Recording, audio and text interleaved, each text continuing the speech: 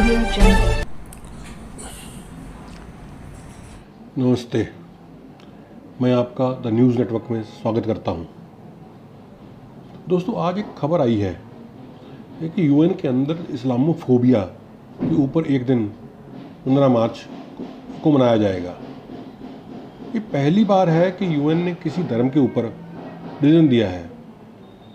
अब ये डिसीजन क्या है और इस किस तरह से लिया जा रहा है। एक तरफ तो इमरान खान इसको अपनी जीत बता रहा है और उधर मुल्ले और मौलवी इसको अपनी जीत बता रहे हैं। पर जो भी है ये ठीक नहीं हुआ है। भारत के नज़रिए से ये बहुत ही गलत रिवायत है। यूएन के अंदर भी रिलीजन के ऊपर डिबेट होंगी। आइए देखते हैं।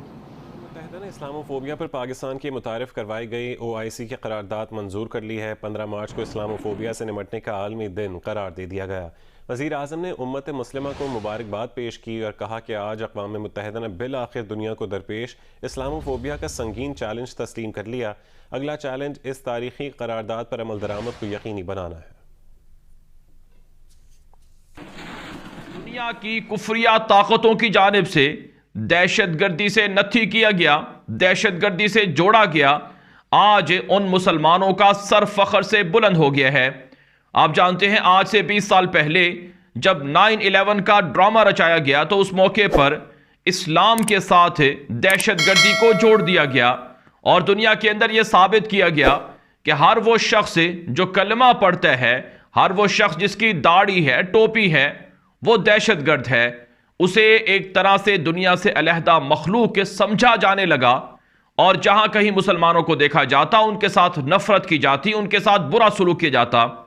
यहां तक कि नाज़िर-ए-किराम, अभी चंद साल पहले तक अमेरिका के साबिक सदर डोनाल्ड ट्रंप अपनी तकरीरों के अंदर रेडिकल इस्लाम के नाम से मुसलमानों को ब्लेम किया करते थे कि मुसलमान तो शिद्दत पसंद होते हैं, मुसलमान तो इंतहा पसंद होते हैं। ये जो ड्रामा रचाया गया, इसका हदफ ये था कि मुसलमानों की आबादी कम की जाए, मुसलमानों को दुनिया से कम किया जाए और मुसलमानों को दुनिया से ख़त्म किया जाए।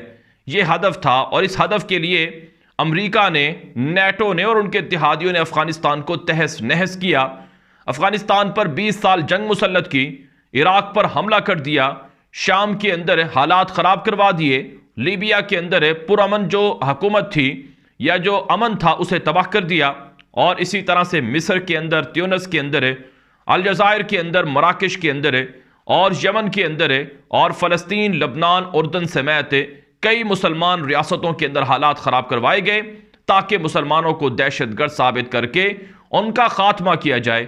हो चुकी हैं वो रियासतें, वो ममालिक जो नामूस रिसालत सल्लल्लाहु अलैहि वसल्लम के ख़िलाफ़ मजाक उड़ाया करते थे, जो नामूस रिसालत सल्लल्लाहु अलैहि वसल्लम के हवाले से मुतनाज़ा जो खाके हैं वो शाया किया करते थे, गुस्ताखी किया करते थे, आज़ादी इज़हार राय करार देते थे। इस अमल को आज वो सब के सब अल्लाह की पकड़ में आ चुके हैं। आप जानते हैं आज यूरोप के ऊपर क्या बीत रही है। उन्हें रातों को नींद नहीं आती है। यूरोपीय ममालिक के अपनी रातों की नींदें वो कुर्बान कर चुके हैं। अल्लाह रब्बुल इज़्ज़त ने इन कुफरिया ताकतों से इनके जराइम का, इनके मजालिम का हिसाब लेना शुरू कर दिया है। नाज़िर-ए-किराम, यही वो चीज़ें हैं जिससे मुसलमानों का सर फख्र से बुलंद होता है और यही वो चीज़ें हैं जिससे मुसलमानों की उम्मीदें पूरी होना शुरू हो रही हैं कि अब मुसलमानों को सर उठाकर जीतना चाहिए। अब वक्त है मुसलमानों की हुक्मरानी का, अब वक्त है मुसलमानों के उरूज का और अल्लाह की तरफ से दिए हुए इशारों को समझना चाहिए और अल्लाह की तरफ से दिए हुए नेमतों को समझना चाहिए और इसके लिए अपना रोल अदा करना चाहिए। नाज़िर-ए-किराम, खबर यह सामने आ रही है कि पाकिस्तान ने अक़वाम मुत्तहिदा के अंदर 75 साल के बाद मुसलमानों का मुकदमा जीता है। अक़वाम मुत्तहिदा के अंदर इस्लामोफोबिया को जुर्म करार दे दिया गया है। अब किसी भी मुसलमान को उसके मुसलमान होने की वजह से दहशतगर्दी का निशाना नहीं बनाया जाएगा और ना ही नफरत का निशाना बनाया जाएगा। अगर कोई शख्स ऐसी हरकत करेगा तो वो काबिल सज़ा जुर्म होगा।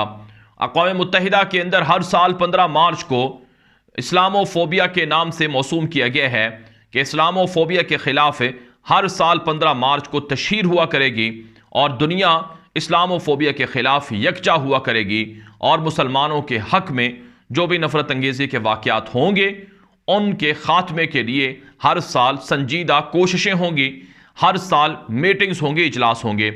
ناظرین کرام، پاکستان کی جانب سے اس معاملے کو اقوام متحدہ میں اٹھایا گیا تھا۔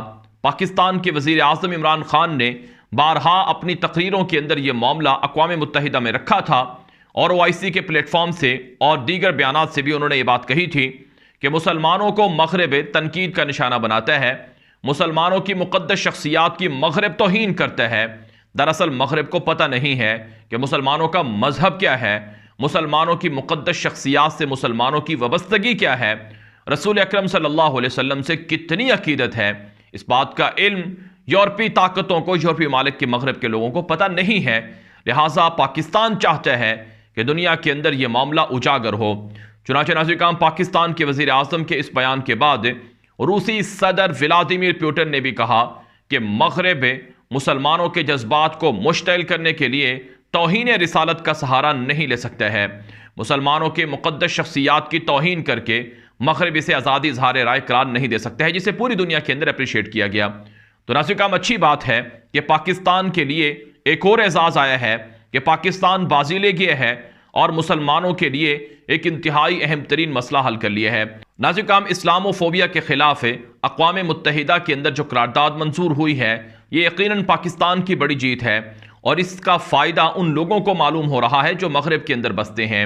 آپ جانتے ہیں فرانس کے اندر پچھلے 2 سالوں کے اندر تقریباً 50 سے زائد مساجد کو بند کر دیا گیا ہے، اور تقریباً وہاں پر جو مسلمان ہیں ان کی تعداد 60 لاکھ سے زیادہ ہے، اور وہاں سے مسلمانوں کو ڈیپورٹ کیا جا رہا ہے، اور درجنوں اسلامک سینٹرز ہیں انہیں بند کر دیا گیا ہے۔